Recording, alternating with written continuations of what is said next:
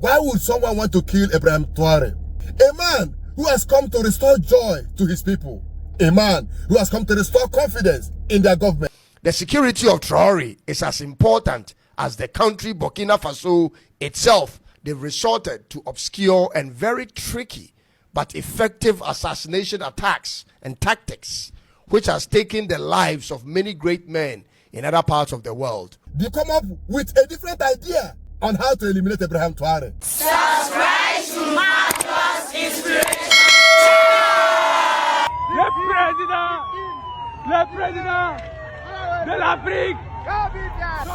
Joy, oh joy, joy, oh joy in Burkina Faso. Wow, this is amazing. See celebration, see jubilation, just seeing their president passing by in the street of Burkina Faso. Can you imagine? This is real. This is not the kind of crowd they hire in Nigeria. This is genuine because the work is visible. Ibrahim Traore, they show working. The guy, they show working. We can see that the evidence is clear. That is why you see the Burkina people at the mention of Ibrahim Traore, everybody smile, everybody jump up to show that the man has really liberated them. Ibrahim Traore has come like a messiah. The people of Burkina Faso, they have gone through a lot in the past decades.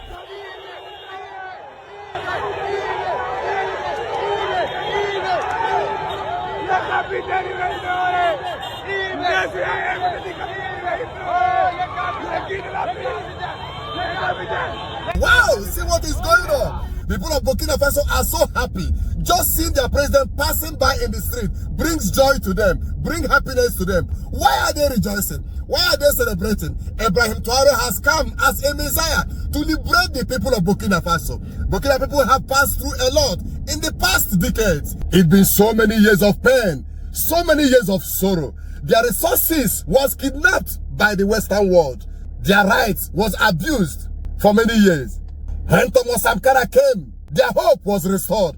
Unfortunately, Thomas Sankara was assassinated. Burkina people have almost given up before the arrival of this young president, Ibrahim Traore, who has made great difference in the hearts of the Burkina people and also in the hearts of the African people. And I hope everyone is aware that we are no longer in a war on terrorism, but in a war of independence.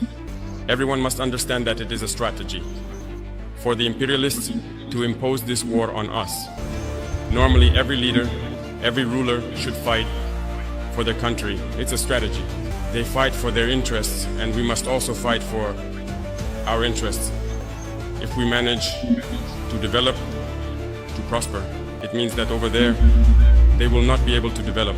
They will have to regress. If we manage to transform our raw materials tomorrow, it means that over there, factories will close. Do you understand the logic? So it's normal that they fight to disrupt our society, to keep it in this constant war, so that we can never think about developing one day.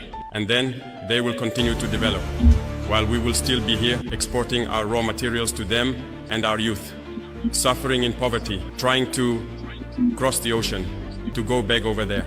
Now the question is, why would someone want to kill Ibrahim Traore? Why would someone want to eliminate Ibrahim Traore? A man who has come to restore joy to his people. A man who has come to restore confidence in their government. Burkina people should not allow themselves, by any reason, to be used by the Western world to remove Ibrahim Traore. Because as it stands now, Ibrahim Traore is not only working for Burkina Faso, Ibrahim Traore is also working for Africa. This time around, they want to come up with a different idea on how to eliminate Ibrahim Traore. And this idea, it don't cast. The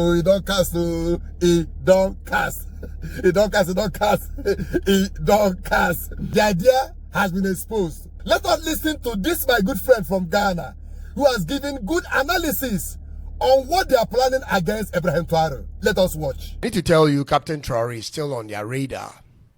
The agenda to have him either submit to their supervision or come to some sort of agreement with them is still in motion, because they have realized it wouldn't be possible to have mercenaries come into Burkina Faso and take him out like they've done elsewhere, because of the human shield and the vigilance of the Burkinabe people, coupled with the extra military forces from Russia and Venezuela. It has so far proven to be effective. And so, they've resorted to obscure and very tricky but effective assassination attacks and tactics, which has taken the lives of many great men in other parts of the world without the knowledge of how it was executed. This is their new strategy. In recent times, a man by name Viktor Yushchenko of Ukraine in 2004 organized a mass protest against electoral fraud in Ukraine at the time, and it was successful. And because of his action, Ukraine began a move towards a more democratic path. But ladies and gentlemen, the man suffered an assassination attempt on his life, not through a physical attack, but through a chemical poisoning called dioxin. He survived, by the way. This strategy is very subtle and kills slowly when not discovered early, ladies and gentlemen. Do you remember how the first president of Ghana died? President Nkrumah died of cancer, as it was officially pronounced. But his close family relatives always insisted he died of poisoning by the CIA agents. It could come from the hands you shake, your proximity with contaminated agents, or even perfume. Something similar to this is what is being plotted against the good captain of Burkina Faso. And you may be wondering where I'm getting all these information from, ladies and gentlemen. First of all, I'm a student of history, and I like to pry into why things are the way they are. In addition to that, I watch what's happening on the global scene and look at the numbers to see how much the matrix is losing because of what Captain Traore and his two other comrades have done in the Sahel region. Ladies and gentlemen, I ask myself the hardest questions. My first question to myself goes like this. Can the French government afford to see Traore, Assimi Goïta, and Abdul Rahmani in office for the next 5 years without their involvement in their governments? Can they afford it? Can the French government really stand back and watch them operate without them? My answer is no. And then I ask myself the next question. Can the French government afford to let these military leaders gain legitimacy by way of the association with rival countries of the West? Rival countries like Russia, Venezuela, Cuba, China, and North Korea? My answer is still no. And then I ask myself the third, but the final and the most important question. Can the French government watch on as these three Sahel leaders spark up a new sense of belief and hope of total liberation for the rest of Francophone African countries? The answer again is in the negative. Therefore, I ask myself this. What will the French government do to shut down this or to mitigate the damages and at the same time send a strong message to the rest of their previous colonies in Africa? The answer is pretty straightforward, very simple. They will use people who claim to be freedom fighters to speak into the ears of Traore without the knowledge of his security. This is what I'm saying, and take me seriously. Captain Traore has to be very wary, careful of the so-called freedom fighters in other parts of Africa who are nothing but wolves in sheepskin. I'm referring to popular African freedom fighters who travel from one African country to the other, pretending to be preaching Pan-Africanism in support of everything Pan-Africanism is, but are secretly in association with white imperialist organizations. And I'm also referring to African Americans who comes off as Pan-Africanists and love Africa and want to relocate here and do business here, but are actually agents of the matrix. Ladies and gentlemen, the security of Traore is as important as the country Burkina Faso itself. There must not be any circumstance where any visitor, no matter who they are, sit in a radius of 10 meters from him. Do you see how Putin meets his own appointees in the Kremlin? He sits far from them, and that is because of his awareness as a former KGB agent of what a traitor can do to poison him by virtue of their proximity to him. Like the proverb goes, if they can't get you on the ground, they'll try you in the air.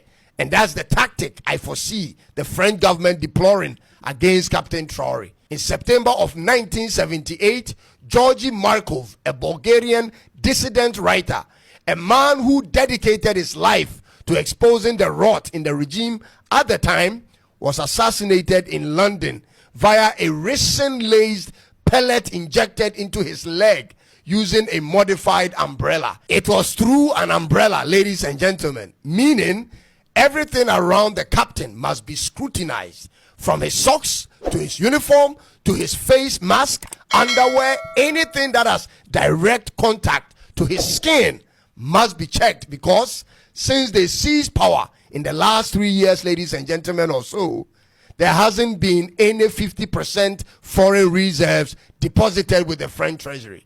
This is significantly affecting the overall revenue and investment capital of the French government. They are suffering because of that.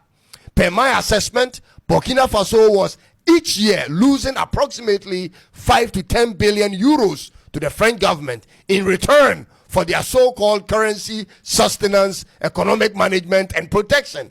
Similar figures were also being lost by Niger and Mali until they got out of that arrangement. And the rest of Francophone African countries are still paying till today. It is therefore important to understand that the French government will not rest until one of these two conditions are realized. One of them must be realized according to them. Condition number one, Traore and the two other military leaders must agree to meet them and talk and negotiate on something.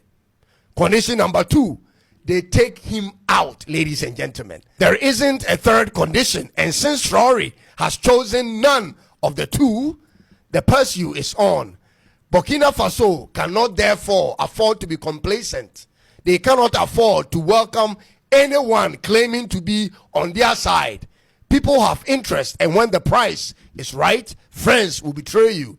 They cannot afford to give in on any conditions, ladies and gentlemen, whether Macron is there or out of office. The revolution must continue until all African countries have total control over all their resources, in effect, all their economies, ladies and gentlemen. And by the way, did you know that there was a likelihood of a coup in the Democratic Republic of Congo recently? That's one of the major reasons why their president ran to America for protection. But there is still the likelihood of a coup in 3 other Francophone African countries, and it will be a shock to France. A lot of changes are on the horizon as a result of the bravery of these 3 Sahel soldiers, ladies and gentlemen. Don't stand in the way and don't take the side of the imperialists whose sole agenda is to live off the resources of other countries. The man has already survived 19 assassination and poisoning attacks and still marching on. Let's keep the support up for Ibrahim Traore. Frankly speaking, at this point, I want us to pray for Ibrahim Traore. Put your hand on your chest and repeat this prayer. My Father, every evil plan, every conspiracy against Ibrahim Traore of Burkina Faso, may it not come to pass. Every agenda from the Western world, using Burkinabe people, using African president, using nearby countries to fight against Ibrahim Traore, may it not prosper. Seal it. He say, we have protected this man, nothing will happen to him. Guys, thank you so much, and I hope you have enjoyed this video. If it's your first time coming to this channel, what are you waiting for? Subscribe to our channel, press pakam, press notification bell so that anytime I post video, you'll be the first to know. Thank you so much for coming once again. See you on our next video. God bless you. Bye.